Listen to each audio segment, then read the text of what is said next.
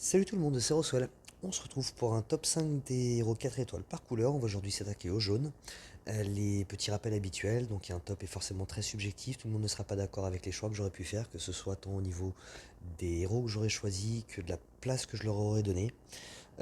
Petite précision aussi, je n'ai pas obligatoirement tous les héros dont je parle dans ces tops, hein. Pour certains, je me base sur leur fiche et du coup sur l'idée que je peux m'en faire plus que sur l'utilisation que j'aurais pu en faire puisque je ne les ai pas ou que je ne les ai pas montés.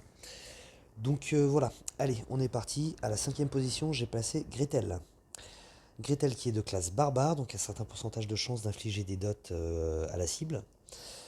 Elle est en mana moyenne, elle a 703 d'attaque, ce qui est franchement pas mal pour un 4 étoiles. 599 de défense, c'est assez faible. Et 1056 de PV, c'est dans la moyenne. Au niveau de sa CS, elle inflige 175% de dégâts à la cible et des dégâts mineurs aux ennemis proches. Donc les dégâts mineurs, c'est généralement à peu près la moitié des dégâts normaux. Donc là, ce serait 175% de dégâts à la cible et 85, 87 à peu près pour cent de dégâts aux ennemis proches. Ensuite, elle inflige automatiquement 147 points de dégâts à la cible quand la mana est pleine et réduit la mana de 50% pendant 3 tours. Donc en gros,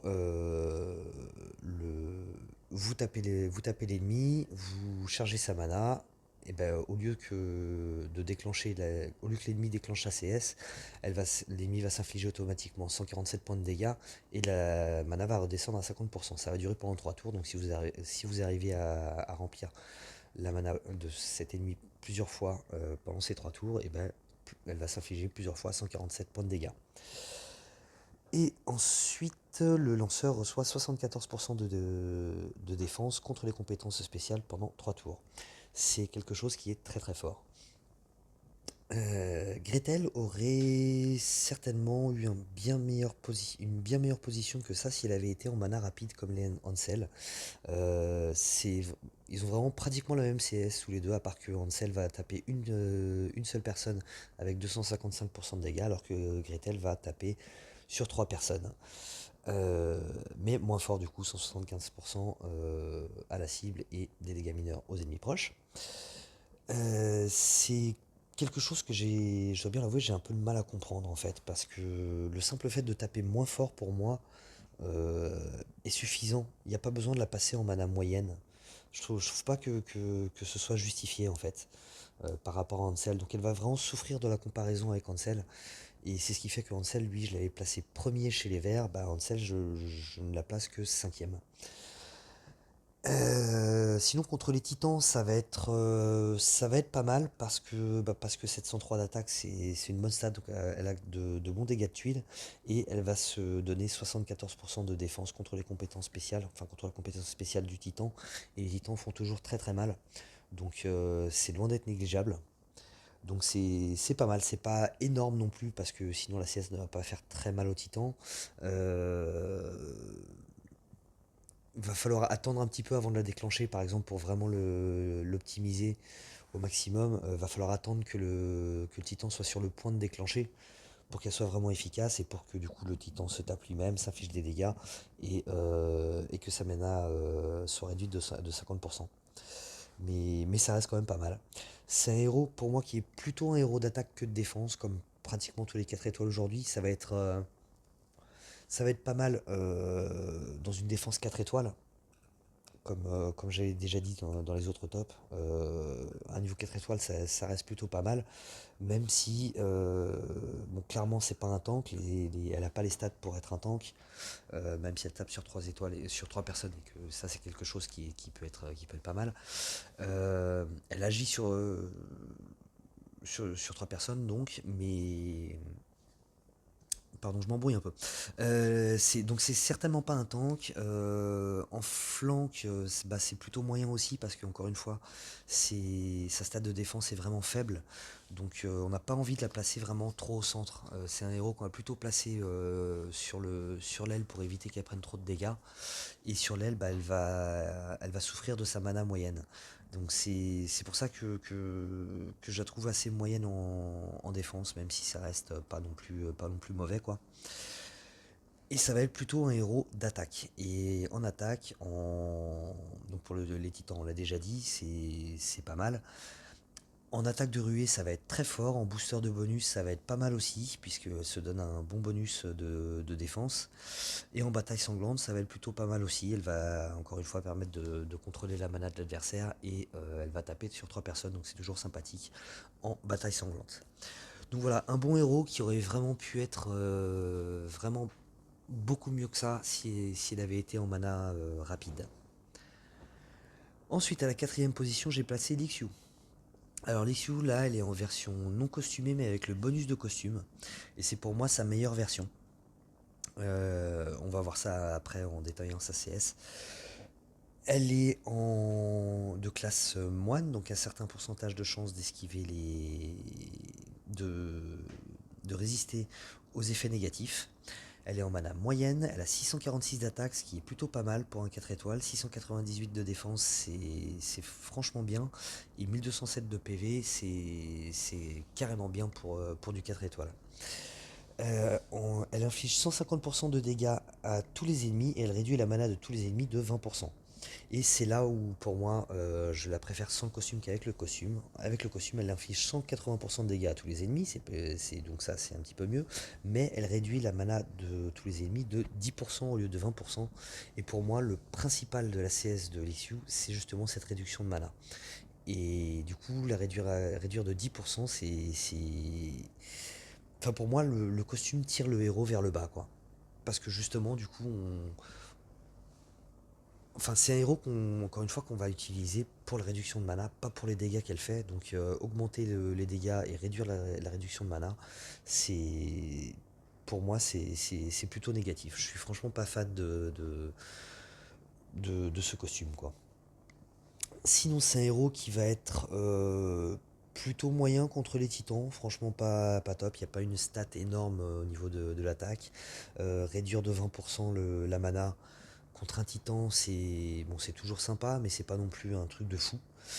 Euh, Sinon, pour le reste, au niveau de l'attaque, ça va être vraiment très très bien. Que ce soit en attaque de ruée, ça va être très fort parce que du coup, passer en très rapide, c'est vraiment excellent, hein. Elle va permettre justement donc de réduire la mana de l'adversaire, donc de gagner cette bataille de la mana. Euh, donc voilà, ça va être vraiment très très fort, en plus de taper sur tout le monde, même si encore une fois elle ne tape pas vraiment très fort. En booster de bonus, bah, c'est pas mal aussi, mais voilà, il n'y a pas de plus-value au niveau du booster de bonus, elle n'octroie pas vraiment de bonus, et elle n'empêche pas les bonus des adversaires. Mais voilà, elle réduit cette mana, donc c'est dans tous les domaines du jeu, ça reste quelque chose de très sympa. Et pareil pour la bataille sanglante, c'est très fort, quoi, hein. Elle va taper sur tout le monde, elle réduit la mana, donc voilà, ça donne de la survivabilité à son équipe et ça tape sur tout le monde, donc c'est toujours assez fort en bataille sanglante. Donc c'est voilà, vraiment un très très bon héros, j'aime beaucoup Lixu, mais encore une fois, sans le costume, mais avec le bonus des stats du costume. Ensuite, à la troisième position, j'ai placé Gullinbursti.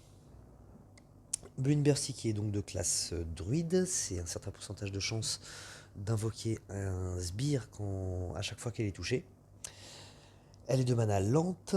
Alors oui, je dis elle, mais je sais pas si on doit dire elle ou il. Je sais pas, Gullinbursti, moi ça m'inspire plus un côté féminin, donc je dis elle. Donc mana lente, elle a 607 d'attaque, ce qui est pas top même pour un 4 étoiles. 607 de défense, ça pourrait être mieux, mais par contre 1396 de PV, c'est franchement très bien. Ça fait que, on va le voir aussi avec sa CS, c'est un bon tank. C'est vraiment un bon tank qui mérite des emblèmes pour booster cette stats de défense et en faire vraiment un tank très efficace. Elle booste la santé de tous les alliés de 400. Si la santé dépasse les PV maximum, des PV supplémentaires sont ajoutés temporairement. Donc ça, c'est un peu la même chose qu'on va retrouver chez un Heimdall par exemple. C'est Moi, j'ai tendance à la considérer un petit peu comme une espèce de Heimdall 4 étoiles, même si le reste de la CS n'a pas grand chose à voir. Ce boost de santé est vraiment quelque chose de vraiment sympa. C'est pour moi le meilleur healer jaune, enfin en 4 étoiles, devant Dame Lenel, qui est je crois sa seule concurrente. Euh, Dame Lenel a un heal qui est pas mal, qui est rapide, mais en fait, elle passe de rapide à lente, on va dire, puisqu'elle ne peut plus générer de mana pendant 2 ou 3 tours. Donc c'est un gros handicap et c'est ce qui fait que je préfère vraiment Gunning Burcy. En plus, le boost de défense de PV est toujours plus intéressant que la simple restauration de PV, puisque justement, voilà, on peut aller jusqu'à doubler les PV d'un héros, quoi. Donc c'est quand même plutôt sympa. Ensuite, après ce boost de PV, le lanceur obtient plus 45% d'attaque et une augmentation supplémentaire de 20% à chaque fois que lui ou n'importe lequel de ses alliés sont touchés pendant 3 tours. Donc ça va, il n'y a pas de dégâts directs au niveau de la CS, donc ça va vraiment impacter uniquement les dégâts de tuiles quand tu utilises en attaque ou les attaques normales quoi, quand on utilise en défense. C'est toujours assez sympa, ça peut faire assez mal, c'est ce qui fait elle est pas ridicule contre les titans, elle est plutôt pas mal. Ça va lui permettre de faire quand même quelques dégâts. Euh, Ensuite, donc quand l'effet se termine, tous les ennemis reçoivent 170 points de dégâts. Chaque coup sur le lanceur ou ses alliés pendant cette durée augmente les dégâts de 12 jusqu'à un maximum de 314 points de dégâts. Je dois vous avouer que j'ai pas complètement compris cette CS. Enfin, cette partie-là de la CS en tout cas. Je sais juste que c'est très efficace pour l'avoir utilisée. Elle m'a permis de gagner quelques raids. Et vraiment, voilà, c'est vraiment un excellent héros. On l'a dit donc c'est pas mauvais contre les titans, c'est pas le top non plus, mais c'est pas mauvais puisqu'elle se donne un boost d'attaque au niveau des dégâts de tuiles. Ça va être très fort aussi bien en attaque qu'en défense. En défense, pour moi, c'est un tank. Et c'est un bon tank, voire même un très bon tank. En attaque de ruée, ça va forcément devenir extrêmement fort puisque c'est une CS qui est vraiment très forte et qui est du coup passée en très rapide, c'est vraiment excellent. En booster de bonus, bah, c'est plutôt pas mal puisqu'elle elle se donne un bonus, donc ça va lui permettre de faire plus de dégâts. Et en bataille sanglante, bah forcément du coup là c'est pas top. C'est pas top puisque c'est avant tout un healer et un healer en bataille sanglante il n'y en a pas. Donc, euh, donc voilà, c'est pas top au niveau de la bataille sanglante, mais pour tout le reste c'est vraiment très très bon. J'aime beaucoup ce héros et il a beaucoup d'impact. Et voilà, pour moi là c'est une troisième position qui est largement méritée. Ensuite, en deuxième position, j'ai placé Gardien Chacal. Gardien Chacal qui est un voyou, donc un certain pourcentage de chance d'esquiver les dégâts des compétences spéciales. C'est une des meilleures classes du jeu, c'est vraiment très très fort. Il a une vitesse de mana très rapide, donc ça c'est toujours excellent. 765 de stade d'attaque, c'est très très fort pour un 4 étoiles. La plupart des héros 5 étoiles n'ont pas 765 d'attaque. La plupart sont en dessous de ça, donc c'est vraiment très très fort. Par contre, en défense, 531, c'est mauvais. Honnêtement, c'est un peu nul. Et 1032 de PV, c'est dans la moyenne. Donc clairement, c'est une chips. Une baffe et il est par terre. Mais par contre, tant qu'il est encore là, il a une importance absolument capitale et c'est un héros qui est pour moi absolument irremplaçable et franchement indispensable. C'est un sniper, il affiche 270% de dégâts à la cible en très rapide. Et surtout, la cible reçoit moins 50%, 54, pardon, moins 54% de défense contre le jaune pendant 4 tours. Et c'est quelque chose qui est excellent dans tous les domaines de l'attaque.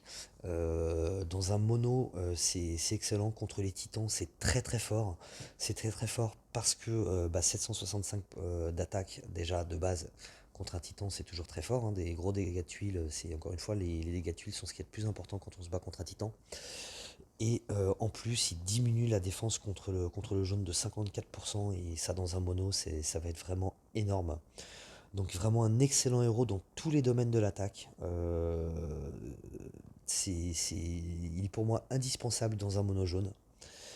En défense, bah, comme on l'a déjà dit dans les autres tops, hein, c'est donc à un niveau qu'on va appeler 4 étoiles. Donc quand vous n'avez encore pratiquement que des 4 étoiles ou très peu de 5 étoiles que vous ne rencontrez pas ou peu de 5 étoiles, il n'y a pas de souci, il va avoir le rôle d'un sniper, vous le mettez sur l'aile et il fera le taf sans aucun problème. Certainement pas ni en tank ni sur le flanc, puisqu'il ne tape qu'une seule personne et que bah, c'est une chips. Donc ça n'aurait pas d'intérêt, mais par contre sur l'aile, ça le fait, il n'y a pas de souci. En attaque de ruée, bah, ça change rien, hein, il est déjà en très rapide, donc ça ne changera rien du tout, mais c'est un héros qui est déjà très très très très bon euh, de base, donc voilà, il n'y a aucun souci là-dessus. En booster de bonus, bah, c'est très fort aussi, puisque les moins 54% de défense vont vous faire mal à l'adversaire, quoi. Et en bataille sanglante, c'est pareil, ça va faire très mal. Donc vraiment un très très bon héros dans tous les domaines de l'attaque. Un petit peu moins en défense, mais encore une fois, un niveau 4 étoiles, il tiendra le rôle du sniper, donc pas de souci, on peut très bien l'utiliser, malgré cette stade de défense qui est franchement un peu pourrie. Et enfin, à la première position, j'ai placé Brume. Brume qui est donc une ecclésiastique, donc un certain pourcentage de chance de résister à certains effets de mana négatifs. Vitesse de mana rapide, donc c'est toujours très intéressant. Elle a 686 d'attaque, c'est fort, c'est plutôt pas mal pour du 4 étoiles. 603 de défense, ça pourrait être mieux. C'est pas top, mais bon, il y a pire. Et 1196 de PV, c'est plutôt pas mal.